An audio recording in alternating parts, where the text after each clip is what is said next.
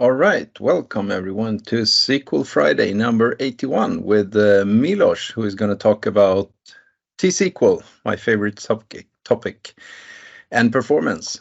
And I'm awfully sorry for coming in the last second.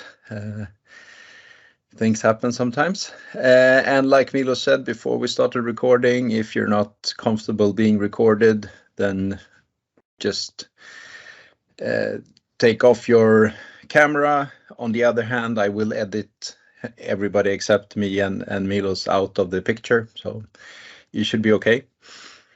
Milos, I want to welcome you so much to SQL Friday. The stage is going to be all yours from now. Thank you very much. So, and welcome everybody to SQL Friday session. So I have a single slide only with my contact details. We're going to talk about Transact-SQL performance tips, and of course you expect just code, and you will get just code. Just a few things about me. I'm Microsoft Data Platform MVP. I'm head of database engineering in Entain. Entain is one of the largest online betting companies owning famous brands such BWin, Ladbrokes, Coral, and so on. The most important thing from this slide is my email address. So if you have questions related to this presentation or anything related to SQL Server tuning, you can use my email address, or you can add me to LinkedIn at Milos SQL. Okay, that's all. Let's start. So you see my screen, Management Studio? Yeah, you see the screen, yes. Okay, I'm going to start with local variables. Local variables are still secret for many developers. And they still, many of them still don't understand exactly what presence of local variables in Transact-SQL means for cardinality estimations and for execution plans. And here in my first query, I have a sample database with two sample tables, events and event details. I have about 3 million events and 9 million event details. So just simply add 3 items per each event just to mimic some kind of event details. And I have events from 1st January 2010 until end of this month. It means many events are in the past, and I have just a few hundred events in this month. And a typical request developers get in such database or in such business is to get future events. Give me events that did not started yet. And typical implementation you can see on the screen. So what developers do, which is a good programming practice, they declare a variable that puts variable, they use it something like now, date time, put the get date or get UTC date, depending on your date convention in tables, and then write such query. And this is a fully legitimate query, and it's basically according to best programming practice. However, I would not start this with this query if this query would be fine. Where of course, this query won't be in a part of Transact-SQL performance tips. And let me execute this query. So on this machine, I have a 46 gig, so it's a bit moderate machine, but what I can see here is the following. This query took about half a second with more than a second of CPU time, with 400,000 logical reads in the event details and 200,000 logical reads in the events table. Of course, I have index on event date, so everything is fine from table point of view. But what we can see here is scanning the entire table. So SQL Server scans the events table, scans the event details table. This table has 3 million rows. This table has 9 million rows. And of course, this is too much scanning for something which is very selective. So this query returns only 7,192 rows out of 9 million event details that we have. And if I would do this query, if I would execute this query by using a literal, but just writing down the date, today's date, so 4/15/12. So this is a logically equivalent to the previous query. So and I look at this query is executed almost instantly with a good execution plan, an execution plan that we have expected initially. So this is Here, instead of 400, I have 40,000 and 14,000 logical reads in the events table. So it's significantly faster. When we compare them, I'll just put it here, go, and I will just remove, I will use this option in the grid and discard results. So this thing here, so I don't want to paint results. I don't want to paint execution plan, just to see what will be execution time, which time is needed for SQL Server to generate results of this query. So, and let's remove exec plans. And you can see here our comparison, it's 239 against 53. So 4 to 5 times slower is the first query than the second one. And look at the CPU time. We have, what is this? So 50 times, 25 times more CPU time we use in the first case. Why we have a SQL Server have an issue here? Because when you use a local variable in SQL Server, especially with non-equal parameters, SQL Server has to create the plan at that point. So at that point, when we have a declare, so SQL Server should generate the plan for both statements. For the first statement, where we declare variable, and for the second, at the same time, by default. That means here SQL Server doesn't know value for this variable, and this is some give me all event details for event dates greater than some date. Which date? I don't know, any date. And then if you don't know, then SQL Server just assume it's a 30% to rows here. So when you look at the execution plan again, for the first query, what we can see here and the cluster index scan, so just without mouse over, we can see here that SQL Server expects 898,000 rows here coming back from this query, which is completely wrong, of course. And why is this 898,000? This is basically 30% of the entire number of rows. So when I go here and just take number of rows and the events table.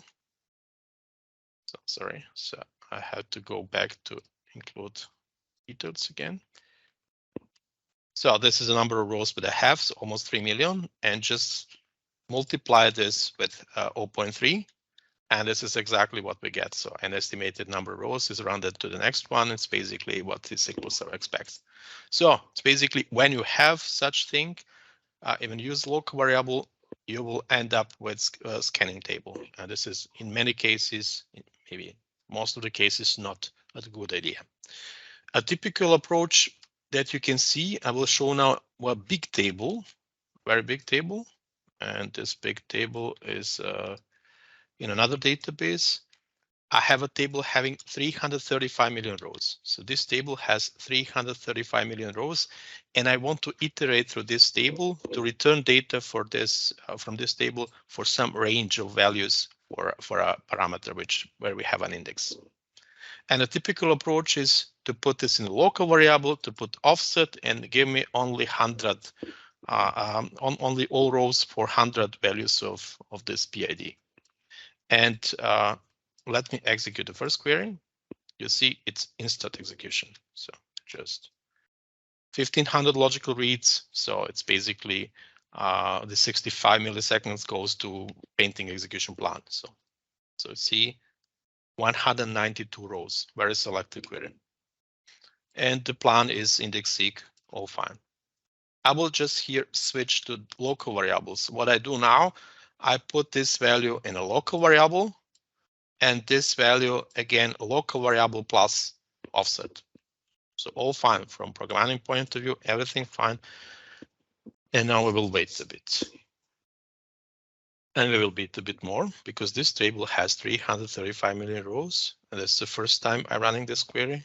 Since data is cold and we are waiting and we are waiting and we are waiting. And this is the plan what we get here. It's cluster index scan.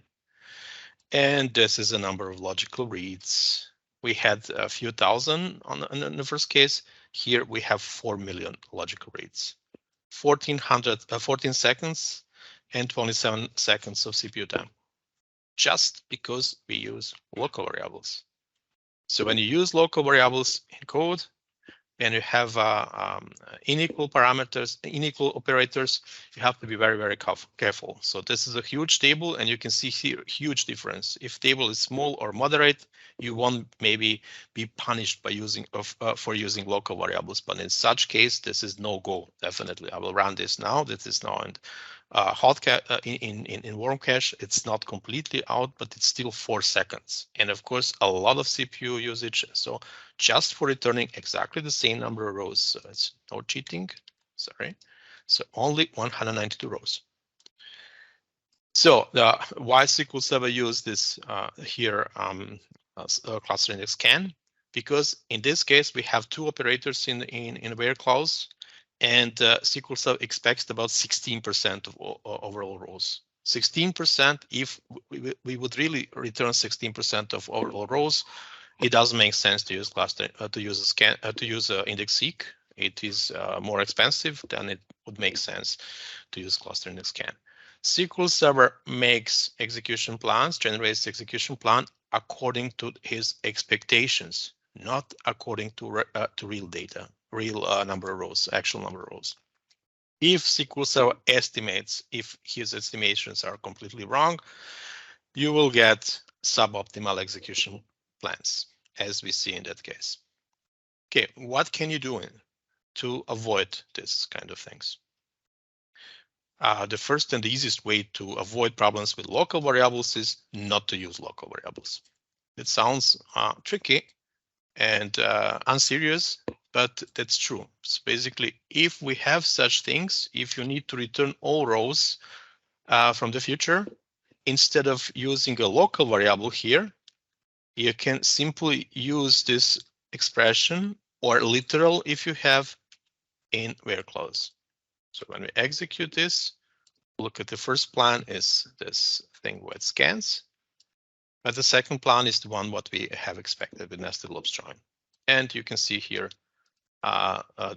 discrepancy in logical reads. It's about 700,000 logical reads, and here is about 60,000, 55,000. So it's basically, I don't know, 2 times faster and many times less expensive from CPU point of view. So basically, just avoid local variables. The second possibility to deal with that is to use option recompile. So here's here, int option recompile. So I will go here again. So I'm still have my code. I still use local variable, and when I use option recompile, I get exactly this good plan. So option recompile is very powerful weapon in SQL Server, and it lets you and this instructs SQL Server not to create execution plan at that point here. It's not here, but at this point. So at this point, SQL Server knows the value of local variable because you can here put some select, get date from some config table, whatever, and that's the reason why it's unknown for SQL Server. But at this point, this is executed and SQL Server knows, and if SQL Server knows exact value, it is very good in cardinality estimation and it will make a good plan. So this thing is equivalent to the using here get date. Of course, the drawback of option recompile is that this is a great thing. Option recompile does 2 things. The first thing is that postpone the execution, the time when SQL Server has to generate the execution plan, which is a great thing. And in this case, not so great thing that whenever you call this code, SQL Server recompiles again. So that means if you run this 50 to 600 times per second, this benefit having a good plan will be outweighed by CPU usage necessary for compiling the query. You know that in production systems, you will have more complex, significantly, it's a more complex query than this one, and recompiling a query is not always cheap option. So therefore, if you call this thing frequently, you cannot use option recompile. The third thing you can use here, and so I will just show you option recompile in this second case where we had this huge table. So here is on. So here, remember that was very slow. I need to switch to my database. So that was very slow, having 5 million logical reads and so on. And now I will just put option recompile off instantly. So very powerful thing. Be careful. This thing one will hurt you if you call this query, I don't know, 50, 100 times per second or so many times per second. And the third option dealing with this is to wrap this in a store procedure. What you can do in that case is to create a store procedure and to use this this thing instead of local variable to use a parameter of a store proc. So I'll just execute here. I need to go to my original database stuff. And now what I can do is basically I can call this by using local variable, but instead of writing the query, I will call the store proc. And this will use the good plan.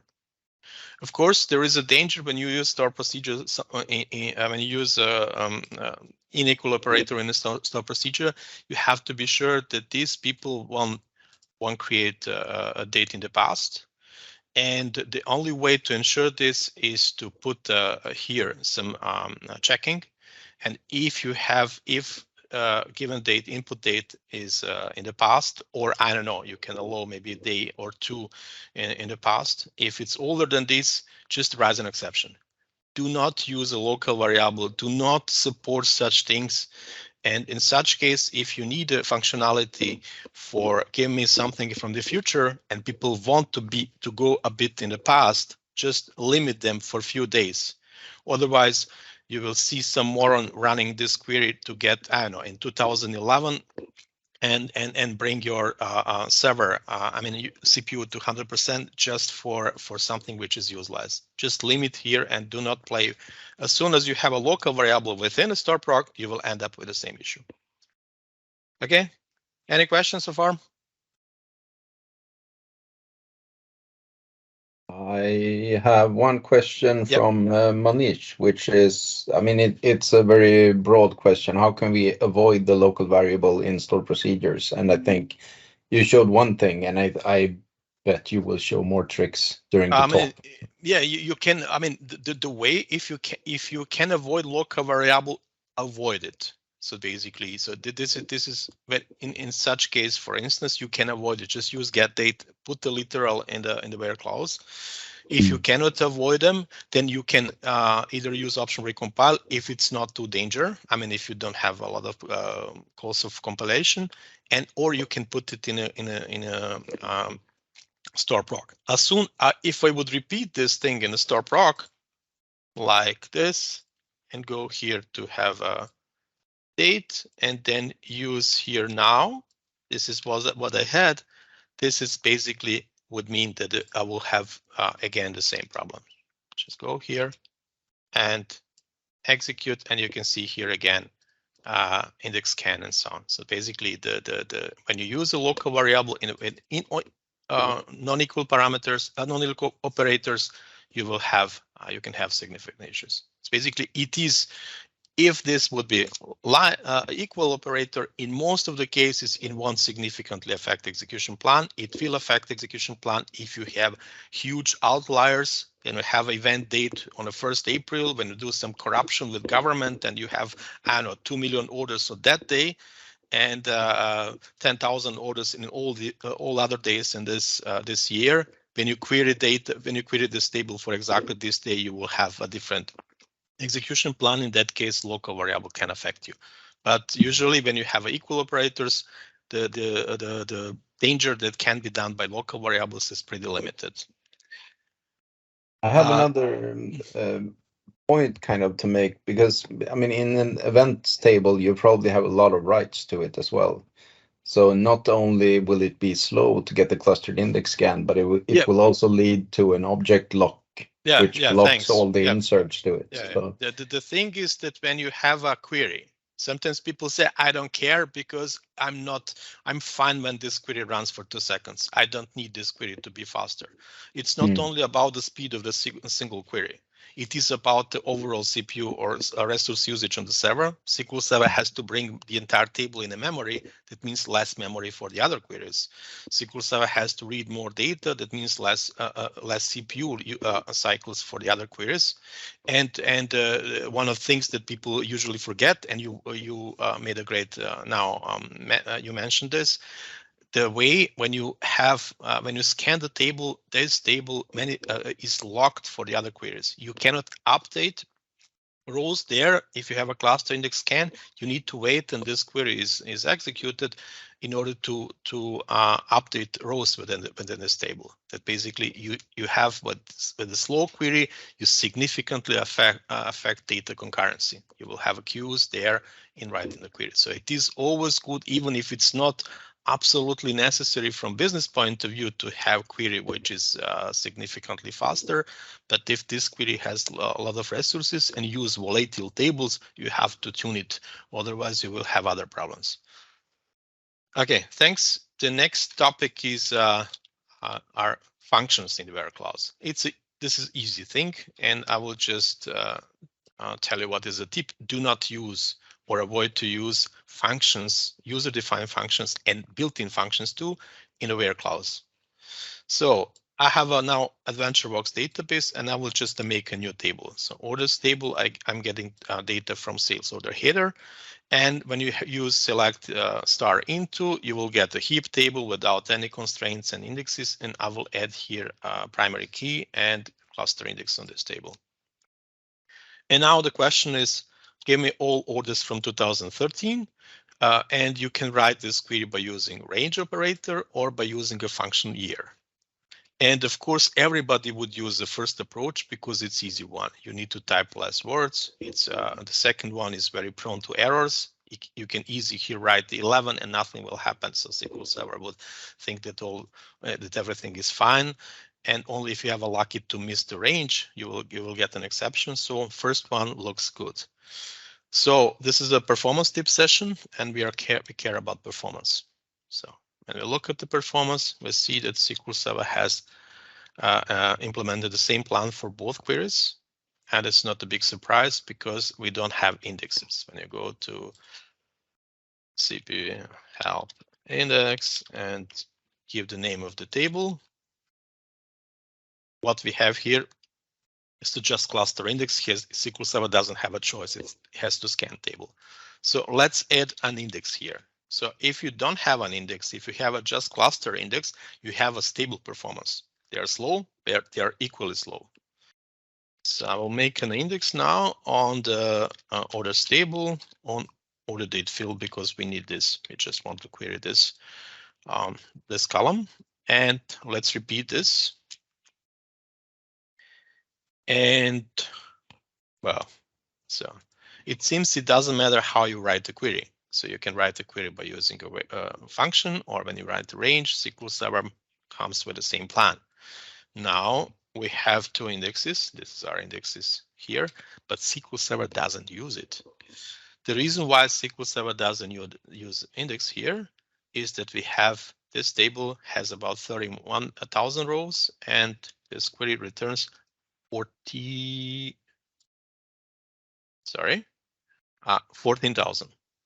It's almost 40% of rows. It's too much rows to be returned, and this query is not selective enough. So if you have an index and query is not selective enough, again, it doesn't matter how you write a query.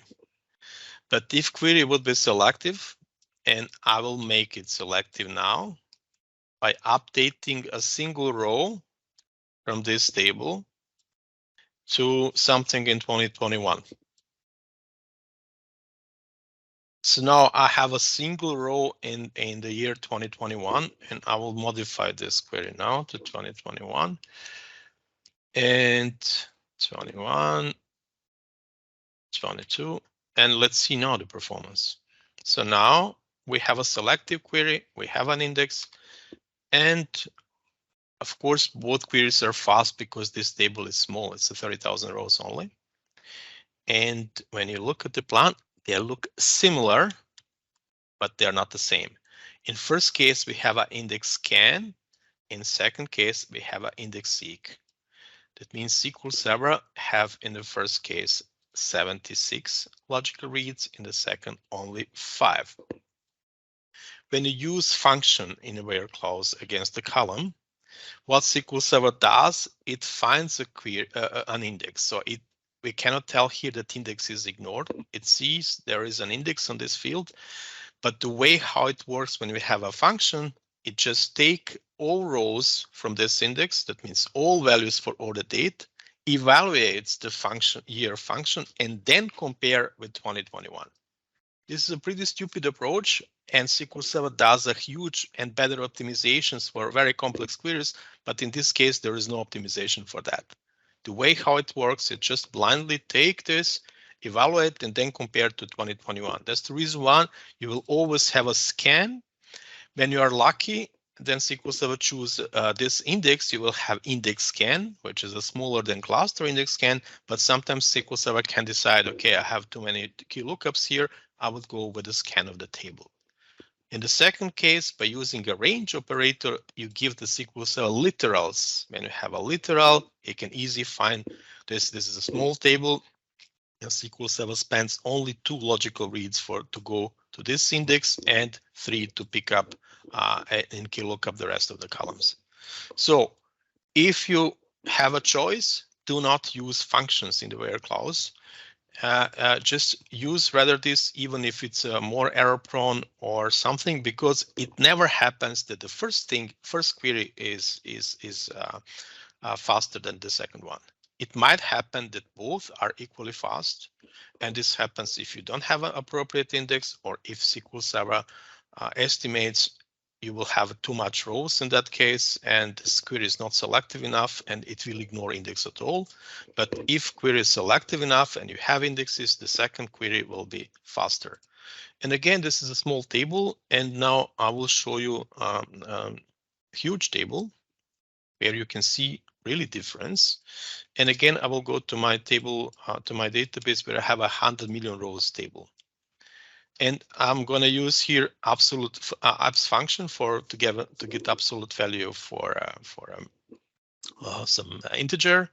And of course, absolute value is the same, is exactly the same value if its value is positive and blah blah.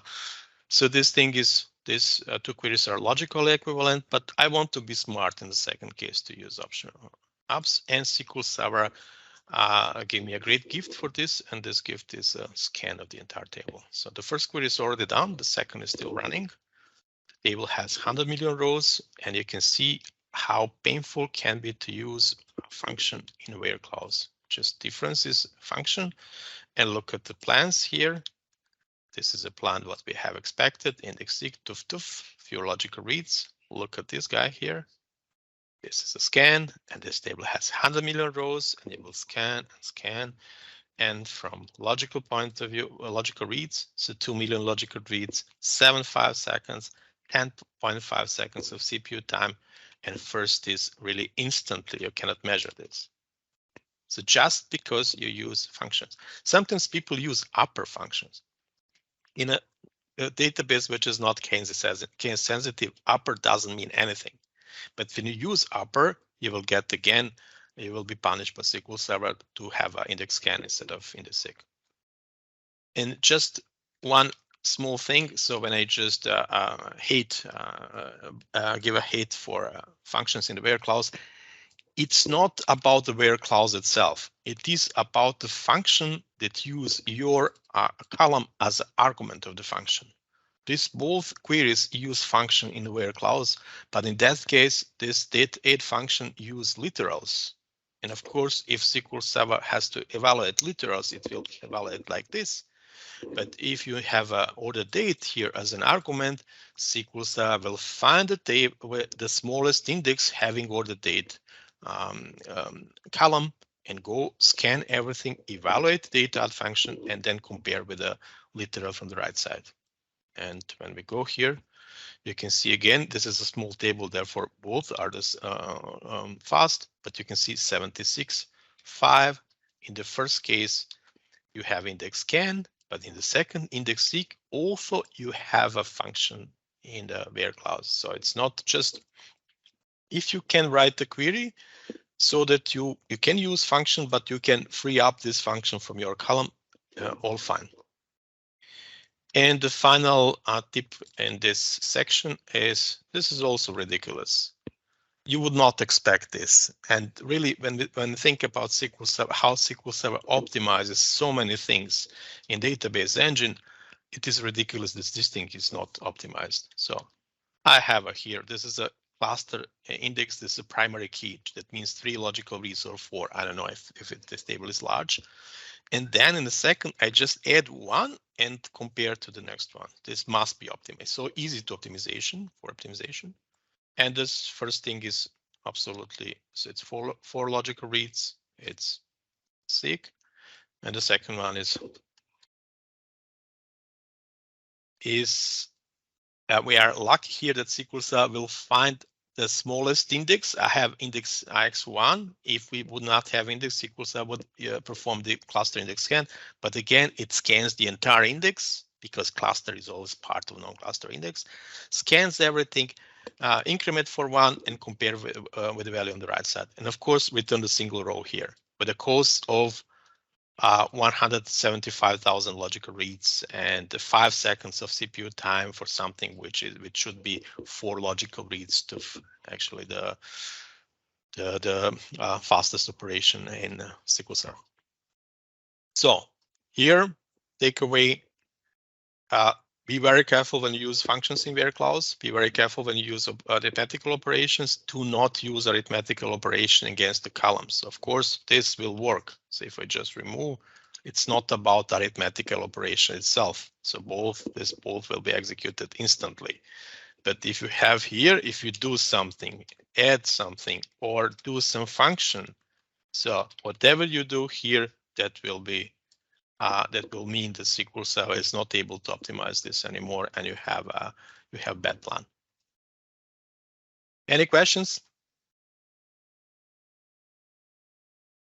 No questions, but I meet with people who used to be Oracle developers, and this is really a gotcha for the Oracle developers, because in Oracle you can have indexes which works with functions. So basically it will still be sargeable if you apply a function on the column, if you create an index for that function. You can have this in SQL Server too, but with a tricky optimization. You can add a computed column. And you can create index on computed column having exactly the same expression you have in the function, and then you can hope, it's not guaranteed, you can hope that SQL Server would recognize this, and in many cases it recognizes if you have a simple where clause, and you can have this kind of optimization. But by default, this is, I mean, it is a, let's say, it's, I won't say it's a pretty sad fact, because you can easily optimize these kind of things. You should not write query but like this, but I cannot find a logical explanation why SQL Server did not optimize this. So I mean, why we need to really to be punished? Yeah, you're stupid. Why you write like this? I mean, there are so other queries that SQL Server optimizes, but in that case it doesn't. So you need to be aware of these things. Also, using local variable. It's not something wrong with developers by using local variables. It's the best practice to use functions to encapsulate logic in functions, and to use local variables. It's the best programming practice. But the way how SQL Server works with them is something that you have to make you careful when you have large databases and large tables. Okay, let's play a bit now. This is a query which is low. Okay, look at this. And I will run it now, and you will see that it's slow. So it's in this database. So I'm going to show the execution plan. So it is low. It returns only a few rows. Well, we will see how many. So 13 rows only. I will run it again. It's not something about them. So it is slow. Why? Any guess? I just zoom it now, so you can see, you can read this. Select ID, customer, data. I have a scalar function here. I have a cast. I have case when. So why is this query slow? Any guess?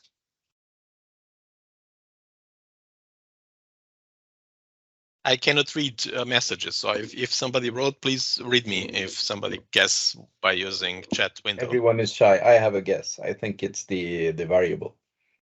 Variable. So it's probably local variables. Yeah. Okay. So how can we ensure that if this is a problem or not? Very easy. I can go here, right? So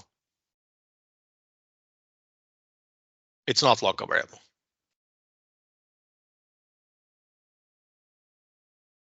So I can go back to local variables, so it's not. Any guess? Alessandro is writing that it doesn't use parallelism because of the function. It doesn't use because of the function.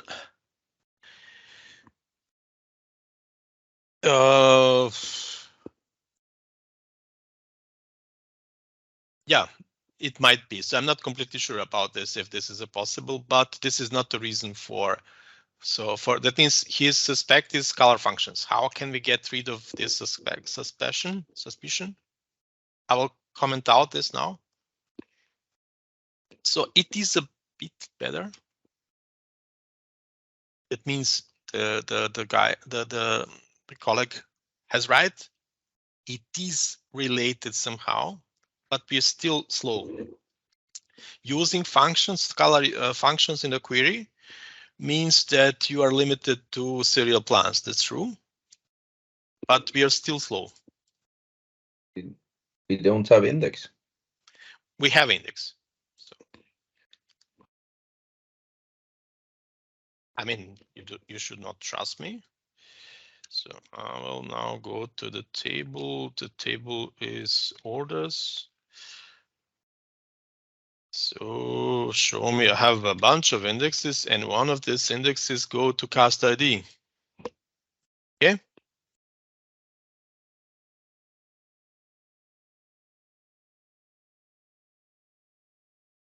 Any other guesses from the chat? So it's not scalar Alexander function. writes that it's the scalar function itself, but you commented it out. Yeah, now it's not anymore. It participated in the initial slowness, but I just comment out now and it's still slow. We have an index, we expect an index.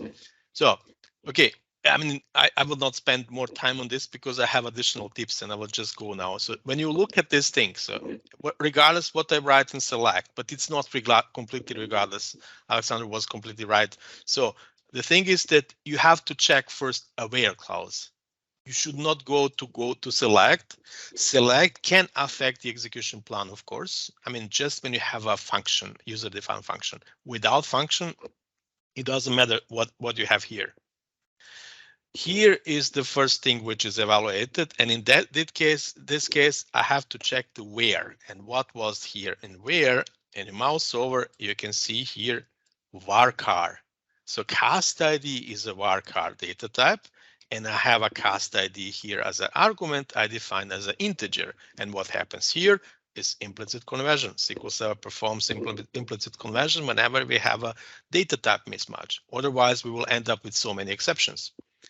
And the way how it works, it basically converts nvarchar to varchar to nvarchar to int, and so on. There is a type precedence defined by respected by database engine. That means this thing will be converted to the thing from the right side. This thing is a column name, right thing is a literal. So then that means SQL Server will perform exactly this. This is what happens in that case. And when you go, just go to the execution plan. And see here what happens. There is a convert implicit integer, blah, blah, blah. So SQL Server does implicit conversion. So if I would go here and I perform, so when you have implicit conversion, it's fine if you're not affected by this. But if you are fine with, if you are affected, you have to perform explicit conversion. And I can make here, if this is a, here, of course, I can change in declare, but let's say if you take this from another caller, so you can do here conversion and to use something like this. Sorry. And ta-da, index-seq, all fine. And even I can use, I can use my scalar functions because I don't need parallel plan here. Everything what happens here, I have only 13 rows. So first I will evaluate 13 rows and then I will apply on these 13 rows all these things from the select. So even if I use my scalar function here, it doesn't hurt because it's just the 13 rows. So whenever you see, first look at, join columns in where clause and then on select. So the answer is most probably in the where clause. And of course, check these things. There is a funny thing with, if you want to have a lottery in adrenaline, so basically you can leave SQL Server to do implicit conversion, because I have here another column calling customer ID, and I will now go and define this as varchar. And I have again data type mismatch. And let me use this cast ID.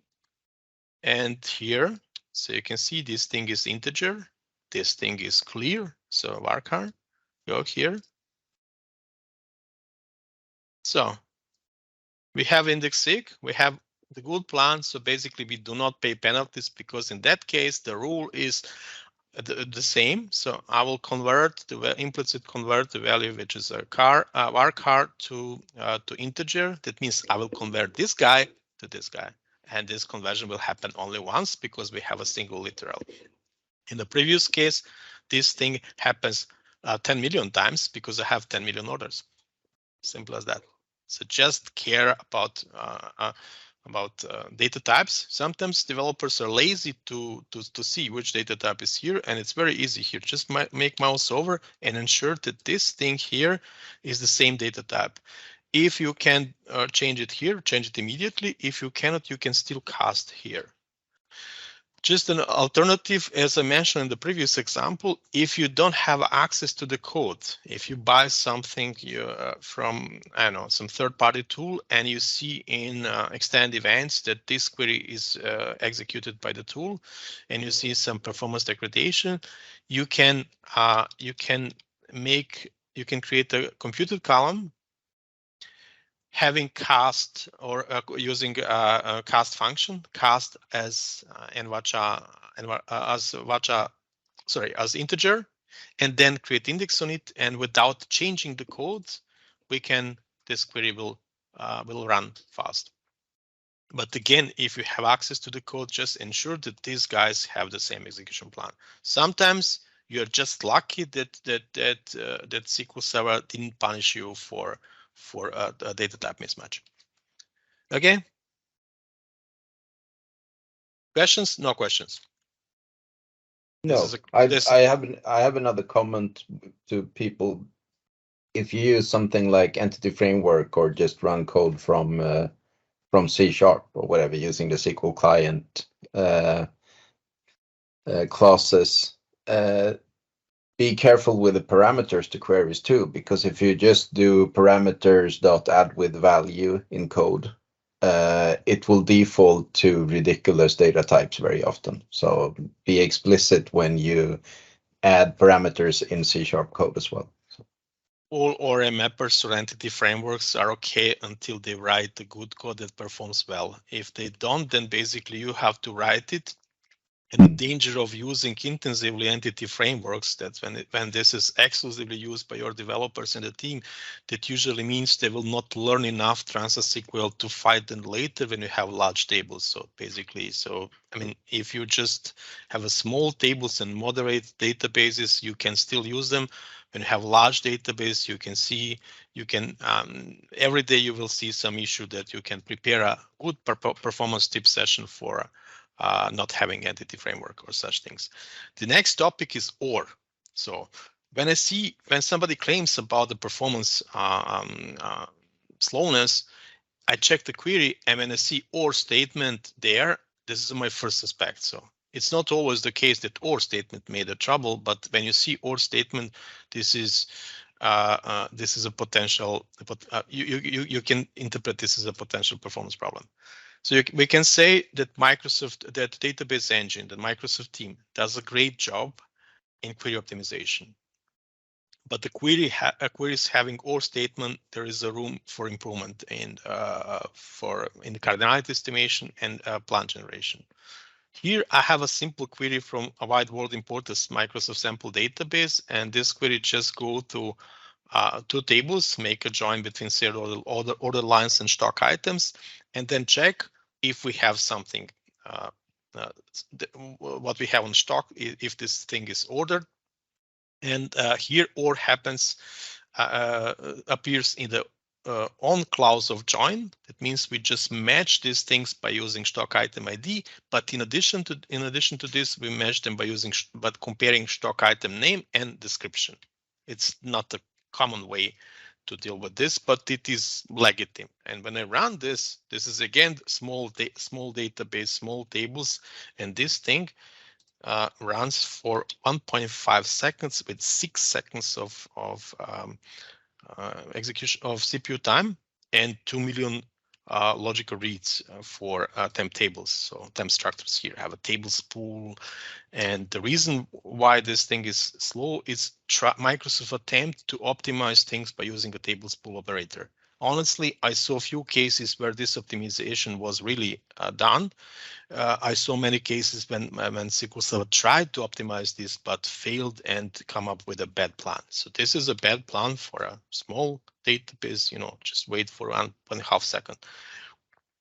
The good thing with OR, you can always try to try to fix this by rewriting OR by using union or union all operator. Just without deep dive and spending time on what SQL Server does here, tables pool, what is a tables pool, go to Hugo Cornelius plan reference to find tables pool and to learn about this. It's a good thing anyway to learn about this, but if you're under pressure, what you can do, just rewrite OR by using union.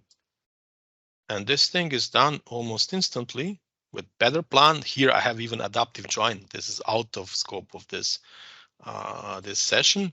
But basically, you can see from logical point of view, from logical reads point of view, and from time that is significantly. So we had 1.5 seconds. Now I have 150 milliseconds. So 10 times faster just by rewriting. It's not a big deal. You need to copy paste. That's true. And then remove this thing and put union here, and that's all. So it is worth of trying. And one funny thing here now. We still have about 15 minutes, hopefully.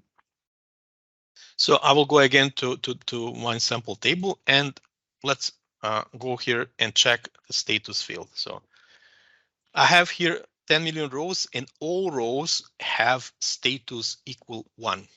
Absolutely all rows. There is no single row having something for status which is not 1. And I run this thing, and I even have an index on status.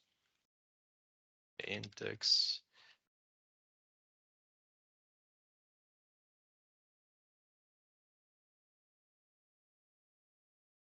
Okay. So I have index on status just for this purpose of this query. And I will run it, and now you expect that this will be slow, and it is slow. SQL Server doesn't disappoint you when you expect slowness.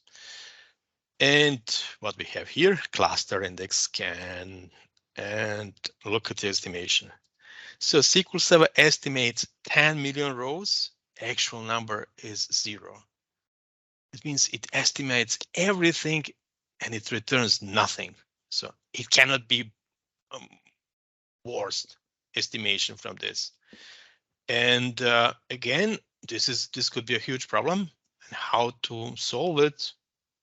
So why we're talking why I'm talking here about in the OR section, because whenever you have an int, this is actually a short description of OR. So this thing is internally rewritten by optimizer by using status equal 0 or status equal 3. And when you have an OR, you can have problems. When you have an OR, we can do the following. We can go here where status equals 0, union. Even you can use union all because status cannot be 3 and 0, 0, and just go to 3 and instantly So see index seek, what we have expected. It's basically logical reads 8.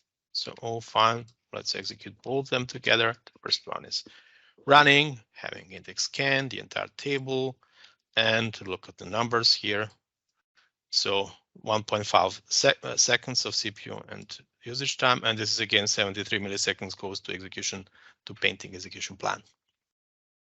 So lesson learned is just try whenever you have, or try to rewrite it by using union or union all, and you can have suddenly. It doesn't work always, of course. It could happen that this still doesn't work, but you can always try at low cost. Just copy paste and rewrite it, and if you're lucky, all is fine. The reason why this thing is slow in 2019, this is actually not in slow in 2017. It's slow starting from SQL Server 2014. This is a bug. I would interpret this as a bug. Otherwise, I mean, try to explain me why this thing is. I mean, when query returns 0 and you expect everything, this is a bug. And the bug has been introduced in 2014 with a new behavior or cardinality estimation, cardinality estimator, and you can use also this hint to go back to the previous set of assumptions and previous rules for cardinality optimization before 2014, and you just go with compat level here. And I'm still in the latest compat level or in my compat level. I don't even need to rewrite the query, just put in a hint, and this thing behaves properly in that case. And this is completely legitimate approach. And for me, this is a really proper solution. So I don't want to now rewrite all my queries to meet new assumptions defined by Microsoft in 2014. It's completely okay to have some queries that fit better with old rules, and I would just put a hint here, and this is a proper solution, even without touching this. I would say that for anyone who is running this code on SQL Server 2014, that's the only time you can't use this solution, because the option use hint was introduced in SQL Server 2016. So then you'd have to do query trace on or something. Yeah, you can use it. Thanks for that. You can use different hints. So this hint is available for later, and there is a different hint. You just need to Google it. There was a trace flag. The funny thing, I mean, the bad thing with this trace flag at that point, when you have it 2014, you have to use sysadmin accounts. I mean, I think that you need sysadmin permission to having used trace within a query. This has been solved later, but thanks for that. Yeah, this query will work from 2017. Not sure for 2016, but 2017, 2019 for sure. For 2014, definitely not. Thanks. In 2016, it's called option use hint legacy cardinality estimation. That's another name for it. They make, it's good for sessions and in conferences what's new in SQL Server, because you can count that Microsoft will rename some hints in a new version, and you can find some queries that will. The thing is, I mean, when they stop supporting this, then that means you need to test again your code and so on. Okay. Again, very simple thing. This query.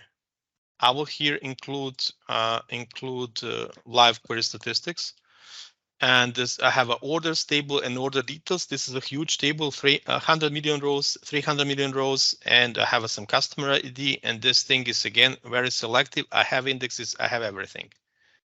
I will run this now. Okay, I just include live statistics. There's to see the progress. So currently 2%. So this thing will take, we don't have time. I will just skip this first part. I will show you the output of message tab. So when you let this query running, it will take about 102 seconds, almost 2 minutes. It will use 409 seconds of CPU time. It will use 1 billion logical reads. SQL Server will read 1 billion pages and try to put them in memory. This is a good thing. It's just 5 millions. Here, 1 billion rows. And tell me why this query is so slow. We are still on 24%. Query is very simple. and you use a optimization. Sometimes we use the loop hint. People use frequently loop hint to solve the issue, and it seems it's optimized. Why is this thing so slow? I'm gonna kill myself. Billion rows, a billion pages. SQL Server really read billion pages. It's already minute in 22. So now I have a less memory. So basically I will stop it now. So you can trust me. So you see it's slow. Okay, what's the problem? What can we do? Let me see if somebody writes something. Remove the loop join or switch the order of the remove. So whenever you can, simple try, just remove it and it works. So sometimes optimization done by loop. When you have a loop is a danger hint.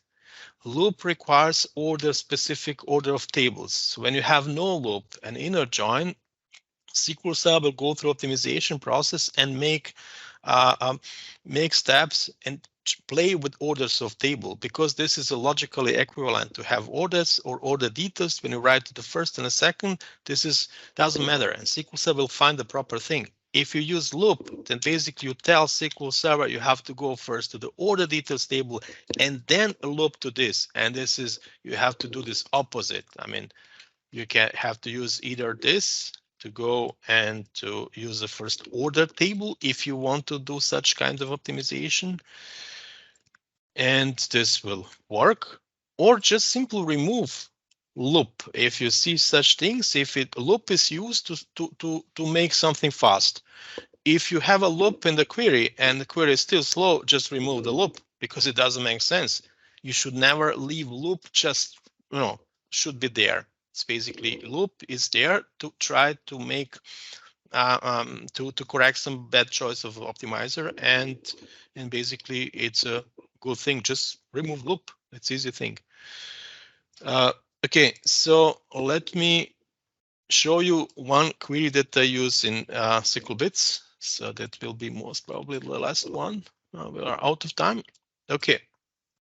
Here I have a query which is again very selective, but we have a problem with the plan, and you can see the SQL Server, although the query is selective, it uses scans cluster index scan against a large table. This table is 335 million rows. The other table is 100 million rows, and of course we pay penalties here. And I did not include here statistic IOs. Let me repeat this. So it takes few seconds. And it's again 4 million logical reads, 5 million logical reads, 13 seconds, 5 seconds, whatever. Here I have expected, because this thing returns only 422 rows, and I have indexes always. In all the session, I have indexes in all places. And I have expected here a plan based on nested loop. And whenever you have a plan based on nested loop, you can use loop hint. But this time, of course, first order, then order details. It's important thing.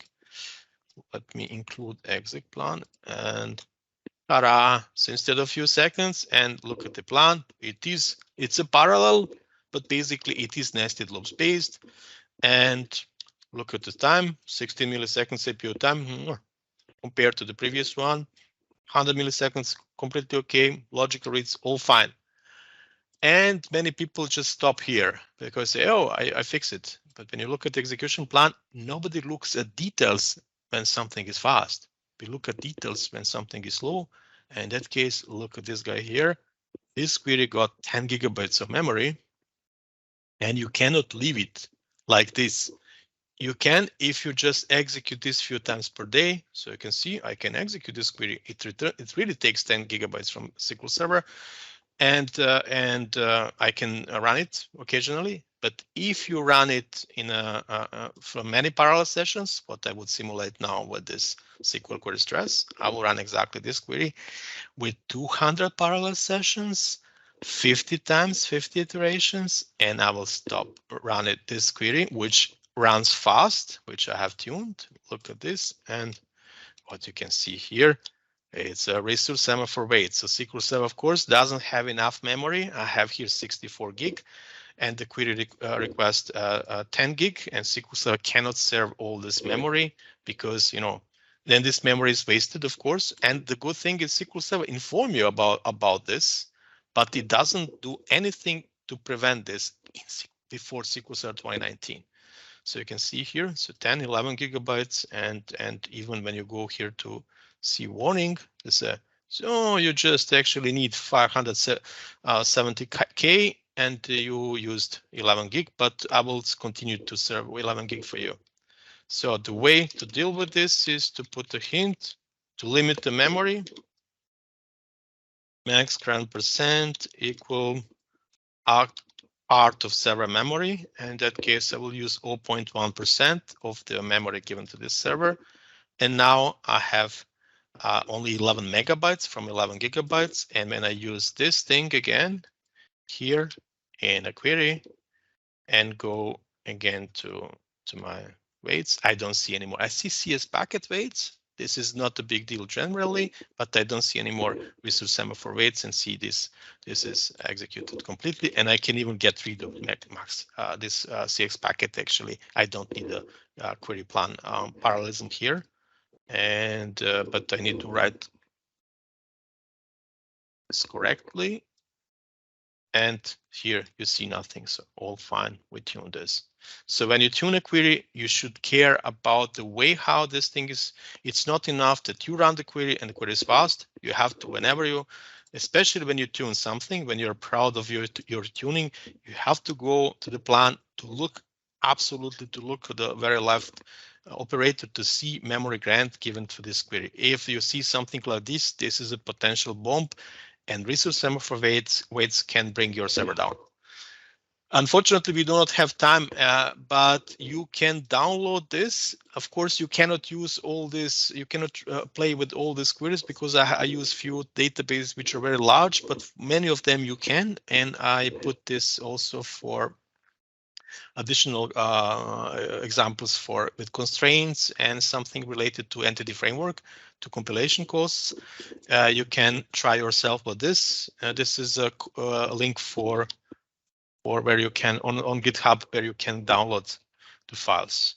So I'm done with the presentation because I'm out of time. I can take another hour to talk about this. And now let's have questions. Yes, and I think, I mean, we're not hundreds of people on the call, so if anyone has a question, I think you could just unmute yourself if you're okay sure. with your voice being on the recording. I mean, if you don't want, just you can stop recording this session now, and then I mean, if it's okay for everybody, you can now try. You can ask questions related to this or whatever. I can now also read questions if we have.